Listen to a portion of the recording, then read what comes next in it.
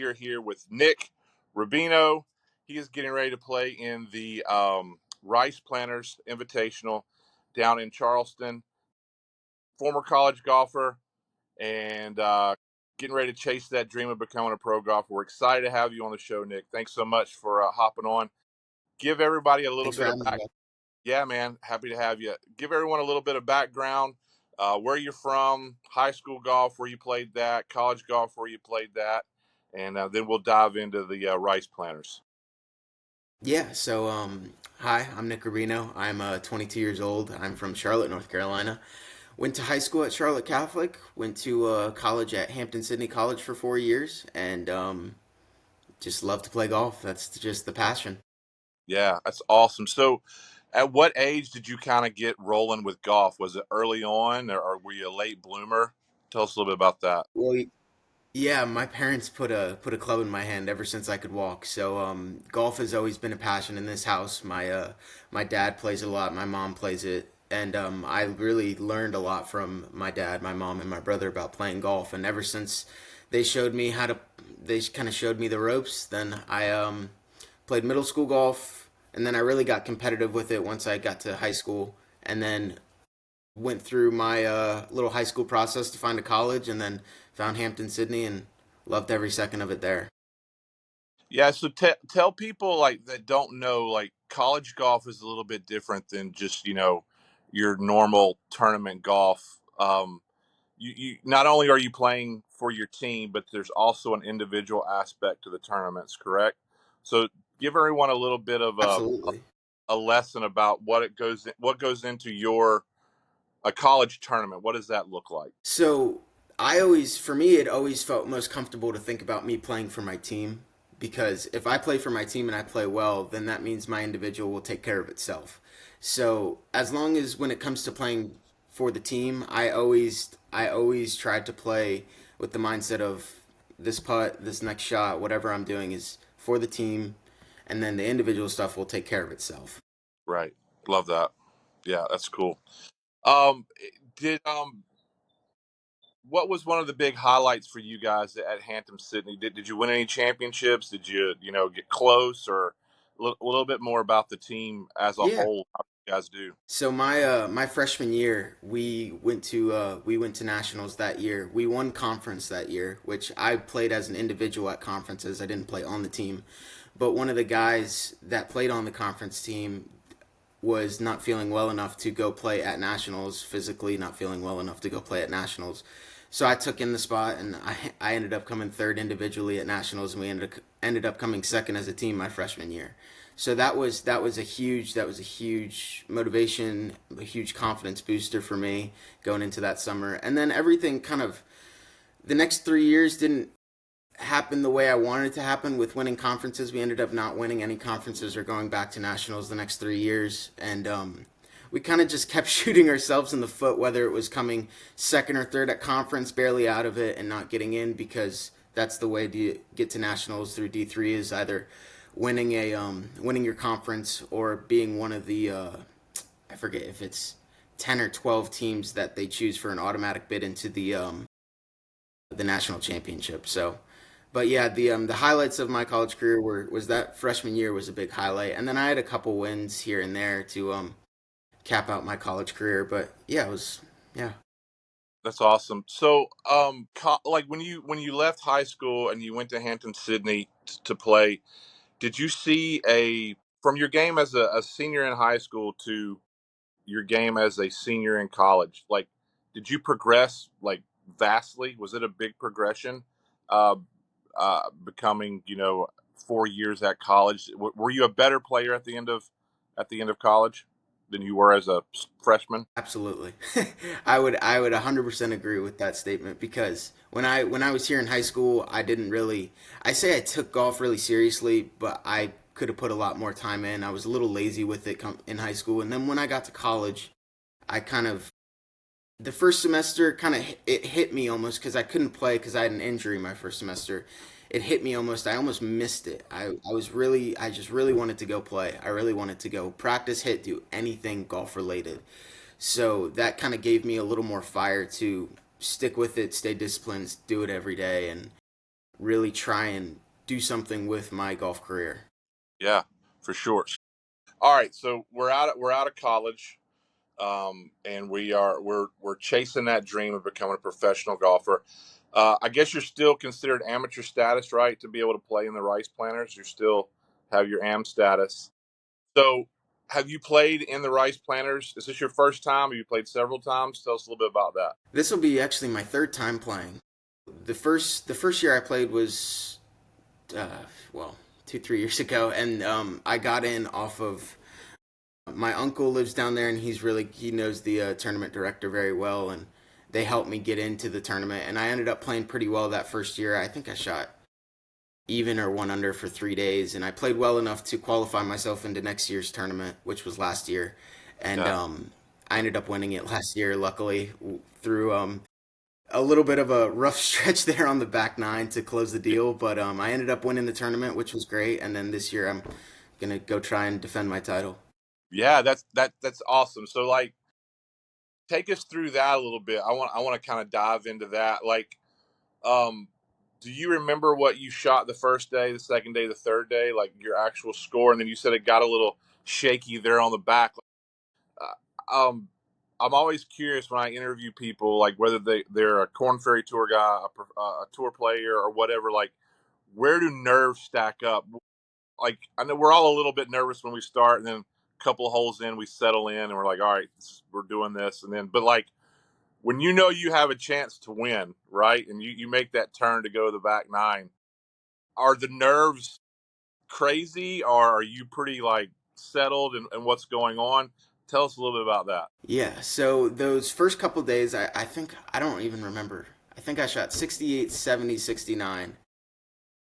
Making that turn on the back nine, because that front nine that I played that day was it was some of the best up and downs. I chipped in for eagle on two, got up and down from a hazard on three for birdie. I was getting up and down from everywhere. And then once I turned that back nine, it kind of hit me a little bit. I was kind of like, oh wow, I could actually win this tournament. And so I could get some of those nerves coming to like 12, 13, 14, because even the crowd got a little bigger as well. A little bit more and more people started to come out and watch, and I was like, wow, this is getting a little intense. Yeah, I made a double on 14 to go one back of the leader at that point, or I think at that point I was tied with the leader. But I ended up going one back, and I made a double on 14, but it honestly, I say it wasn't a bad double. I got pretty unlucky. I hit a couple bad shots, but I got unlucky with plugging into a bunker and just made a mess of a double. But luckily, I ended up coming out on top with those guys. They ended up birdieing the next par five, and we ended up parring the par three. The guy that birdied the par five ended up bogeying, so there was a three-way tie for the top going into 18, and then I threw a good shot there on 18 to throw it to 4 feet and ended up winning the thing. So the nerves, and I felt the nerves over that putt. Yeah, I felt the nerves over that putt. I don't really remember that putt if I'm being honest with you. sure. I've heard that a lot. Kind of Like, just blacked out. yeah, I've heard that in many couple of interviews that I do. Like when there's something on the line and there's a chance to win, they often don't remember the putt at all, or even the process to get there. It's just because you kind of like, I don't know, maybe it's called getting in the zone or whatever. You just kind of like everything just kind of goes blank. You can't hear anything. There's nothing going on around you, and you just kind of. I think the your ability kind of takes over, right? Like, all right, it's 4 foot putt. Let's just go do it, right? So. That is really cool. It's really cool to have the winner on the show. Like I hope you are able to defend, and that's going to be really fun to watch. I'm so stoked to be down there for the whole week and be a part of that. And Sweet. so, um, tell us a little bit about Snee Farms, the golf course you'll be playing. What is its biggest defense? What do you like best about the course, and then what is something about that course that maybe gives you problems, or if you don't do something a certain way, things could get sideways. Yeah, Sneak Farm's a fun course. It's a more traditional course. It's been there for a while, so it's a little bit on the shorter end of what we play in a given in the year.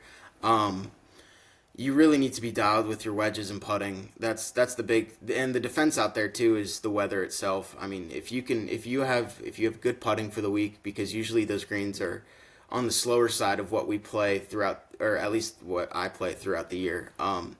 So if you can just get the speed of the greens down, and if you're hitting your wedges well, because you hit a lot of wedges out there, if you can get those two things down, you'll be playing well out there. Yeah, the that's kind. I interviewed God, I can't remember his name. The guy I interviewed a couple of days ago, he said he's a member, or he was a member out there, and he said that was one of the biggest things. Like, if you're not dialed in with your short game, you can forget about it out there, because you're going to have a lot more shorter shots in than you're normally used to playing. So you've really got to be dialed with Yeah. your pitches and your short game. What is Nick's best? What's the best part of your game? What are you like? Is it your driving? Is it your long irons? What are you really good Yeah, it at? was.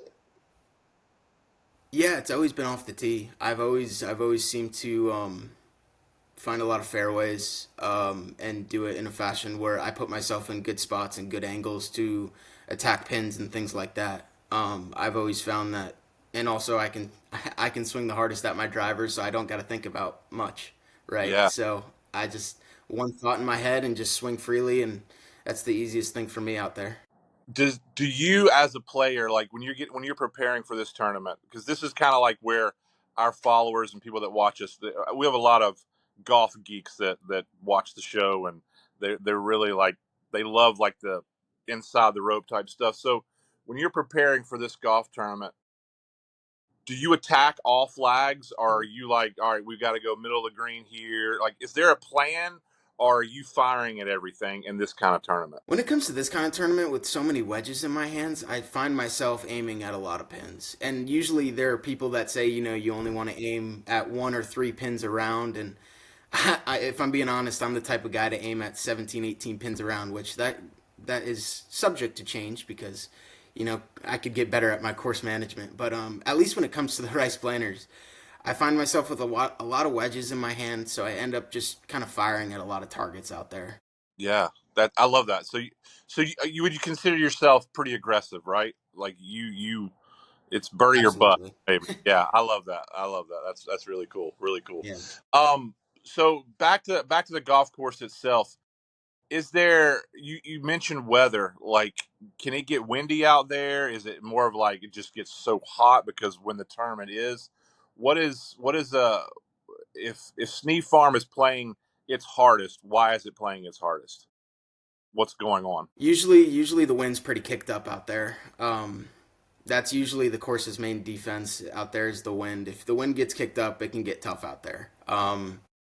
So and then being in Charleston, you get afternoon showers, things like that. So you gotta kind of keep an eye on the weather and the rain that's coming because we had during that last round of the tournament, we had a little weather delay there for 15, 30 minutes, and that kind of throws you off. You kind of got to really Sure. lock in mentally and uh, stay focused on your process out there when there's Yeah. things like rain and wind, and you just got to make sure you're doing all the due diligence to make sure that next shot you're going to hit is the best shot. Right. All right. So you have a caddy in this tournament, and is the same guy or girl on the bag that was on it for your win last year? I didn't have a caddy last year. Wow, you walked it yourself. That's awesome. Did you see Yeah, in the I, US Open qualifier this year, Homa was carrying his own bag. I thought that was pretty cool. Yeah, it's pretty yeah, sick. that was pretty sick. Seeing the pros do it themselves, it's always Yeah. fun to watch them carry their own bag. So are you going to do the same thing this year? Just carry your own bag? So last year, my dad, my parents and my brother tend to come to a lot of my tournaments, and my parents are they're very nice in the fact that they try and get to every tournament that I go to.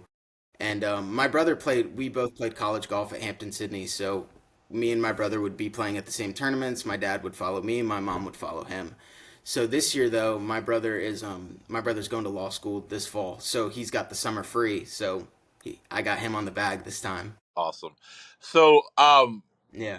that segues into the next question. Like, how involved will he be? Is he allowed to club you? Will you pull him in to help read putts? Like, is he available if he's got something on his mind? Is he available to like say, "Hey, dude, maybe not"? Like, how much freedom does he have as your caddy? He has as much freedom as he wants, if I'm being honest with you. He can, if I'm one of those people, at least with my brother, that I tend to not, I'm a little stubborn when it comes to my brother. So when it comes to the golf course, I try and put that part of me aside because I know he knows more than I do when it comes to golf. So when it comes to green reading, especially green reading, my brother Alex is very, very knowledgeable about that, and he knows a lot more about it than I do. So yeah, he's got free reign to tell me Yeah, whatever.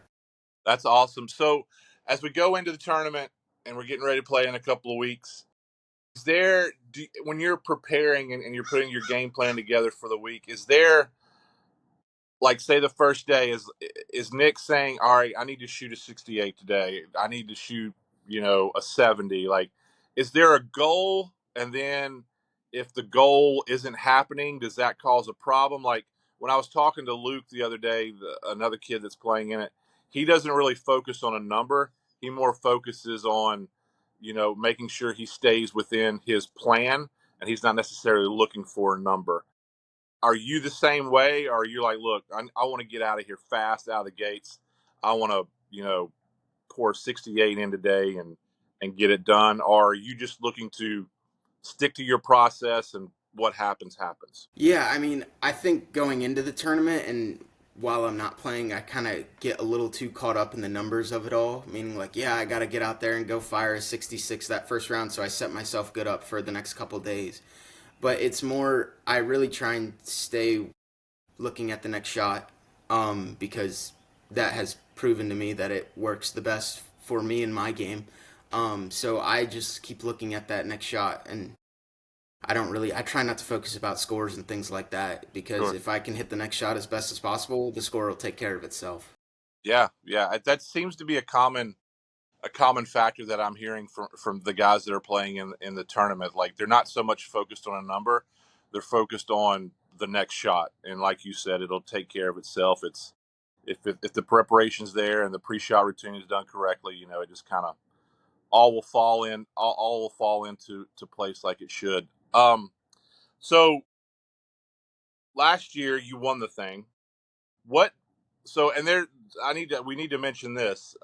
There's been some pretty big names to win this golf tournament. Like the company that you're in, winning this tournament, like Brooks Koepka. Like there's been some. I don't know. Did Brooks win or he just played in it? I can't remember. But there's been some major winners that have played and won this golf tournament. So what does that feel like to be on that board of champions or that wall of champions, and you're seeing people that have won U.S. Opens and all kinds of other British Opens and or the Open tournament. Like, how cool is that? Yeah, that part's awesome. Well, the funny thing was when I first heard of the Rice Planters, I heard of it from actually a high school teammate winning it 2 years before I did by the name of Drew Hackett.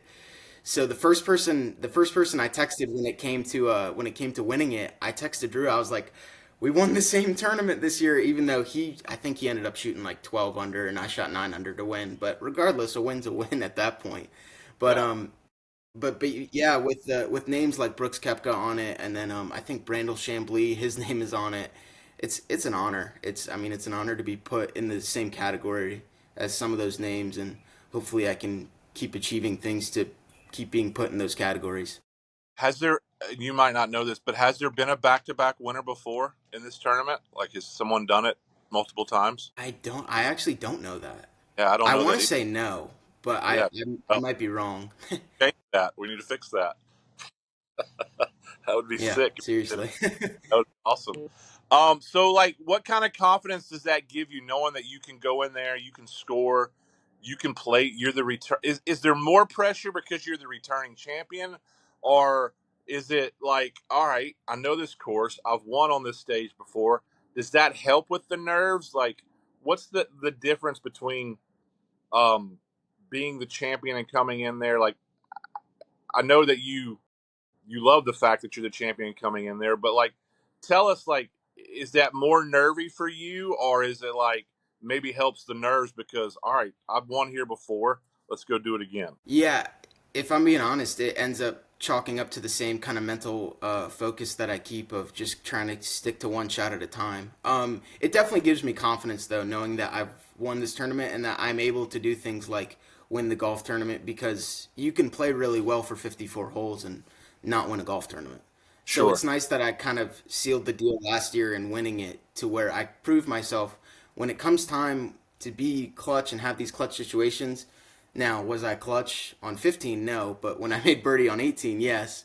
Yeah. So, is it nice to know that I'm able to do things like that? Yes, absolutely. It's nice and it's comforting to know that I'm able to seal the deal and get the job done. And but at the end of the day, it ends up being the same process of, try and stay in the moment, one shot at a time. The next shot's the most important. Once the shot's Right. over, forget about it.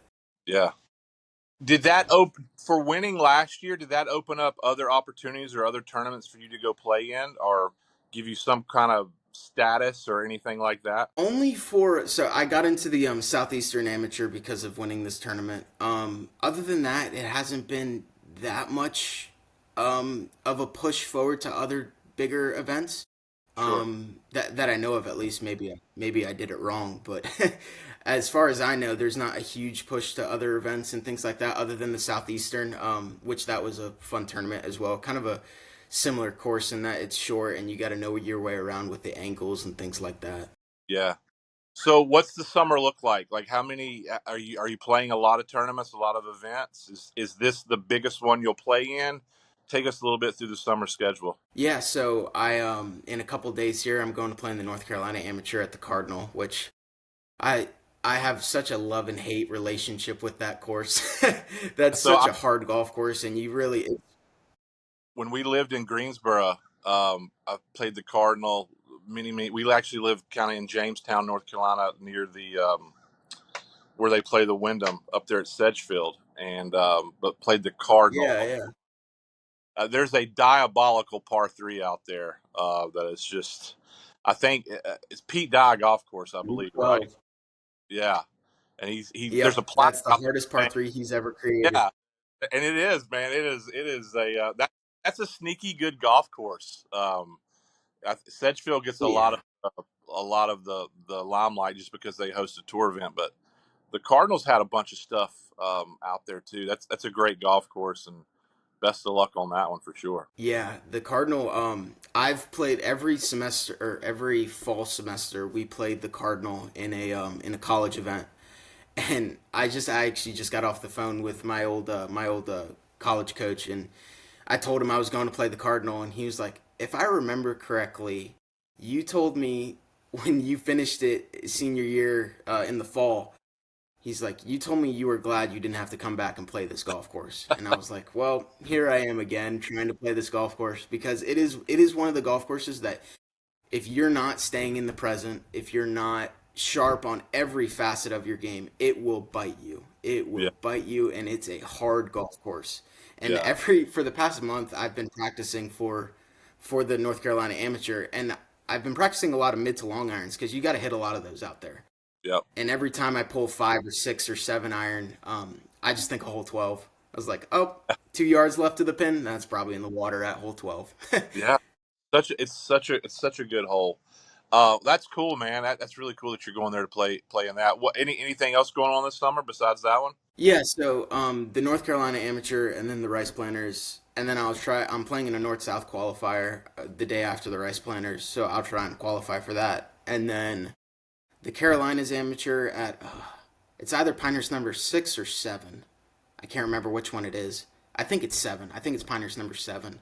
Be some And hot. then oh yeah, this about to be some hot weather golf in the next month. It's gonna be hot, especially in Charleston. Charleston, it gets humid down there and it gets Yeah. muggy. Well, it's like I live in Myrtle Beach, and yesterday it just like it came out of nowhere. It was so hot yesterday, and there was no breeze. It was brutal. I just yeah, I feel for you. And another thing about Sneed Farms, like I noticed, we're talking about the defense of the golf course. You better bring bug spray. Like the bugs down there are brutal on Oh that yeah, golf course. Brutal. They'll eat you Yeah, alive, literally. the find is my uncle tried to find because my uncle lives down in Charleston and we go stay with them every time I go play in that event, and he's always on the lookout for the next like natural bug spray or any sort of bug spray that works and helps, and he swears by one. I forget what the brand is, but he swears by one that works, and I think that might have helped me last year. I'm not saying it did, but I'm saying it Yeah, might have, just keeping the bugs away and everything. sure, for sure. All right, so we're gonna wrap up here. We're gonna do what we call Salty Seven. You're gonna get 7 questions. Some might be golf related, some might not be golf related. Just give us your honest answer, opinion. If you're highly opinionated on something, dive in, because there's one question that people get pretty like they're either there's no middle road here. It's either yes or no. So here's the first one. Question number one. Besides your clubs, what is your favorite golf accessory in your bag? Hmm. It's gotta be the so when I was either junior or senior in college, we have this really nice alumni by the name of Gray Tuttle, and he gave me a brush for my grips, and I had never thought anything about it. I was like, brush for my grip, like who Yeah, does that? And you actually, I mean, you take some a little soap to it and scrub it, it makes it really tacky, and I tend to not play with a glove. yeah. So Me, that's huge for me. obviously. So the Yeah, again, biggest accessory in the bag, either that or I always use a putting mirror to make sure my eyes are over the golf ball. Those two awesome. things tend to help a lot. Okay. So next question. Do you kind of a pre-question to the question? Do you listen to music while you're warming up on the range? Like earbuds? Are you popping in earbuds on the range, listening to music? AirPods. Yeah, Yeah. AirPods. Yep. So what's in your ears while you're warming up? What are you listening to? Man, it depends. It depends on the mood. I can go anywhere as far as I'll listen. Like last year during the range, the whole time I listened to Luke Combs the whole Okay. time, Yeah. every day, all 3 days. I listen to Luke Combs every day, and then there'll Shout be a out to couple tournaments where if I want to, yeah, shout out to Luke Combs, please.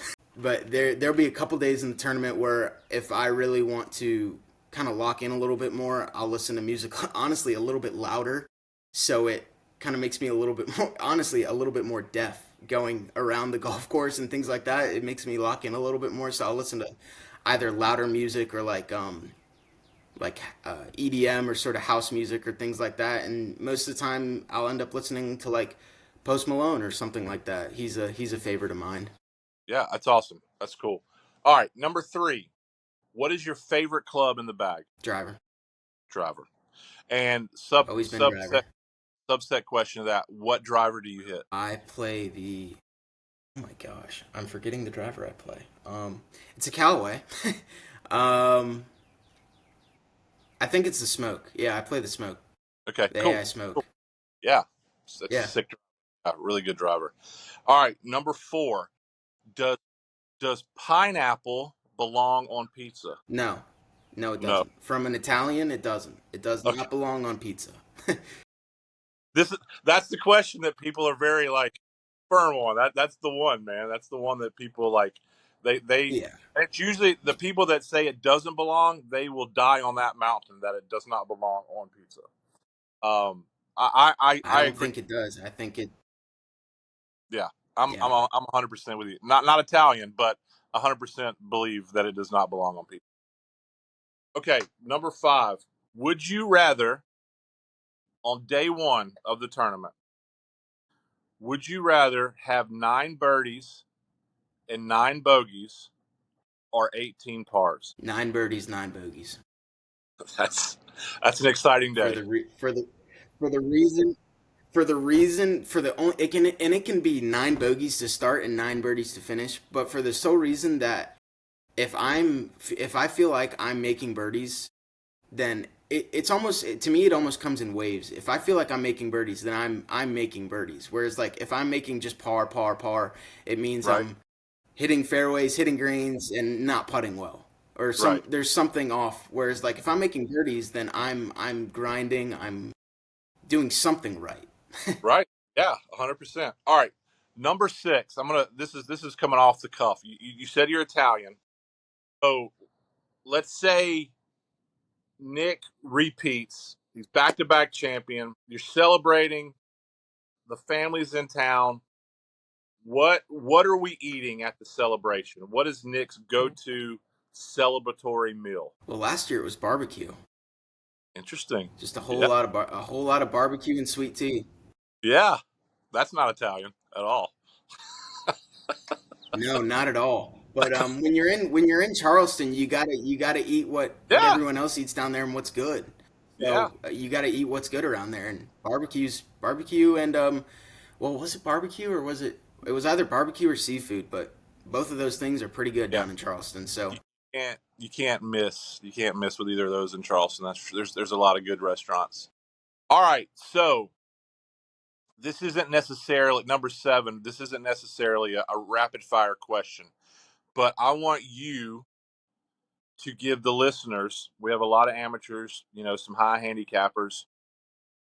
What is one piece of advice you would give a high handicapper, saying they were playing with you in a pro-am event or something like that?